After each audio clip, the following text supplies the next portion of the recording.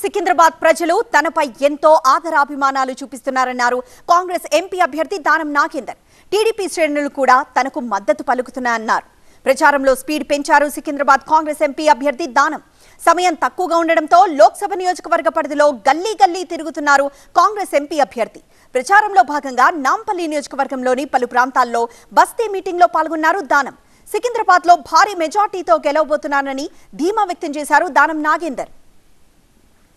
ఈరోజు సికింద్రాబాద్ పార్లమెంట్లో సికింద్రాబాద్ ప్రజలకు సేవ చేసేటువంటి అవకాశాన్ని కల్పించాలని వాళ్ళతో కోరడం జరిగింది.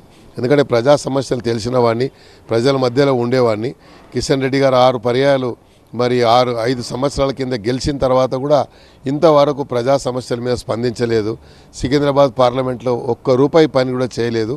మేము వస్తే మేము ఇది చేస్తామని, లేకుంటే శ్వేతపత్రం రిలీజ్ చేస్తామని, ఇంత డబ్బు తెచ్చామని, ఆ డబ్బు ఏం తెచ్చినారో చెప్పి ఏ డిపార్ట్మెంట్కు ఏ అభివృద్ధికి ఎంత డబ్బు ఇచ్చారో ఒకసారి శ్వేతపత్రం రిలీజ్ చేయమని చెప్పండి. ముఖ్యమంత్రి గారు రాండి సమావేశానికి, ముఖ్యమంత్రి గారు డిబేట్కు రాండి అని చెప్పి. ముఖ్యమంత్రి లెవెల్ ఎందుకు, నేనే వస్తాను. నేను 6 పర్యాయాలు హైదరాబాద్లో ఎమ్మెల్యే గెలిచిన వాడిని. నాకు చూపించండి. మీరు చెప్పింది కరెక్ట్ ఉంటే మేమే చెప్తాం కిషన్ రెడ్డి గారు చాలా వాస్తవం చెప్పారని చెప్తాం. వాస్తవం చెప్పకుంటే మీరు ప్రజల ముందు క్షమాపణ చెప్తారా? మీరు ఉన్నటువంటి పరిస్థితిని మీరు అంగీకరించకుంటే అది ప్రజలే మీకు జవాబు చెప్తారు.